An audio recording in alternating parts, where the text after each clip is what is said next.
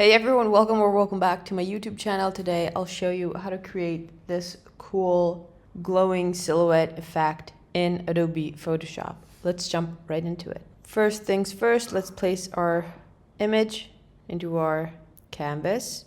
The next thing you want to do is select your subject, and you can try different methods and see which one works best for your image.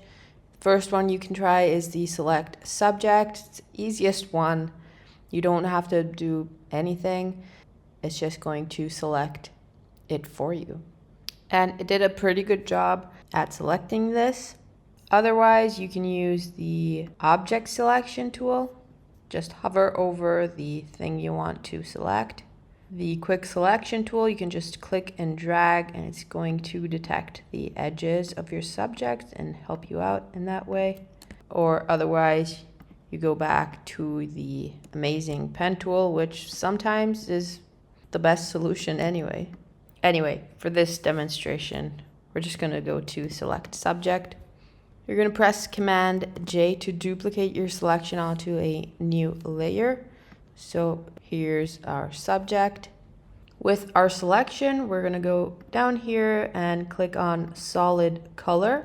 This will basically create a solid color fill with a mask of the selection you had. We'll go with red. I'll duplicate this layer, double click on my color fill, I'll select a more orange color, then go to filter, blur, Gaussian blur, convert to smart object, choose a radius that could work for you, maybe like 15 can work for me, or 20. Press OK. I'll add a new layer underneath my background. With the eyedropper tool, I'll sample the darker color, so this red. I'll then grab my brush tool.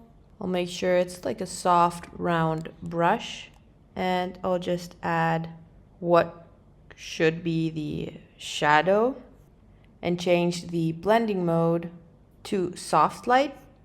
I can then press Command T to transform it, and holding down the command, I'll just warp this a little so it fits better with the shape and everything. I'm gonna add a layer mask to it, and still using the same brush, I'll just reduce the flow to like 25% maybe, and I'll just remove some from the ends. To make this feel a little more realistic, nothing's gonna glow in the daylight, so select your background image in the Adjustments tab. You can click Color Lookup, Load 3D LUT, and we're gonna click either Night from Day or Moonlight. We can also duplicate our orange glow. Click on this little arrow, double click on the Gaussian blur to change it, and we can add a bunch more, maybe 100 could work.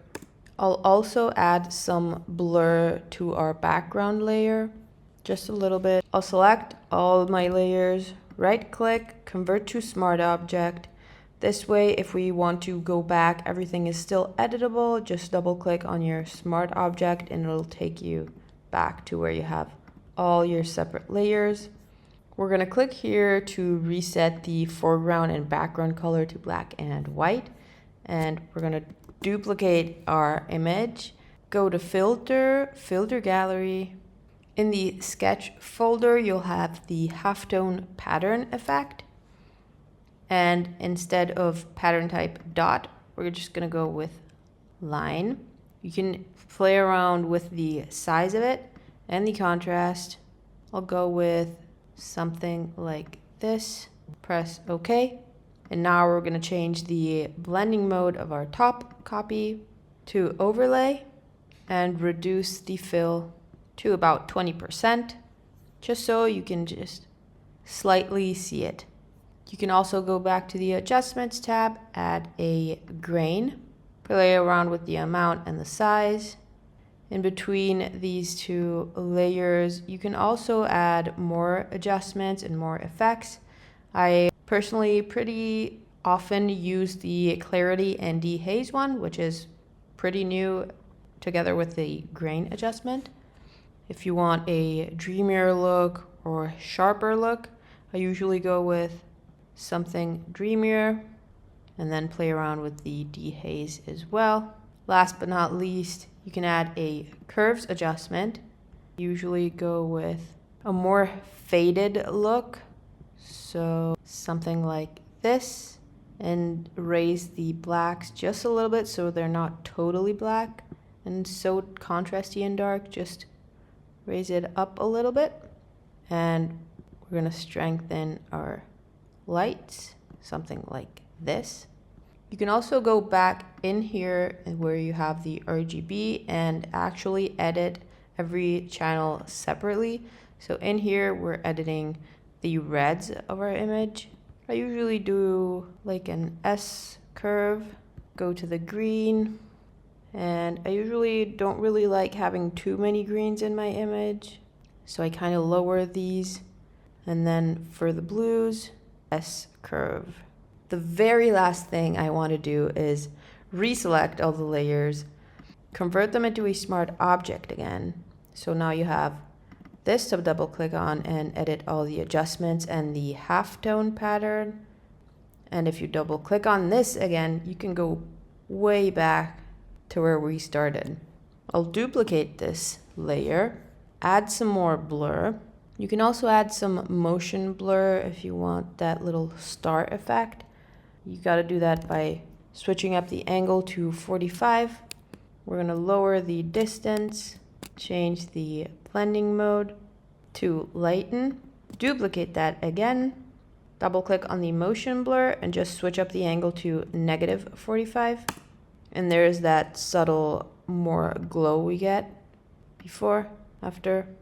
Or if I want my subject to be more the center of the focus, I'll just add some radial blur.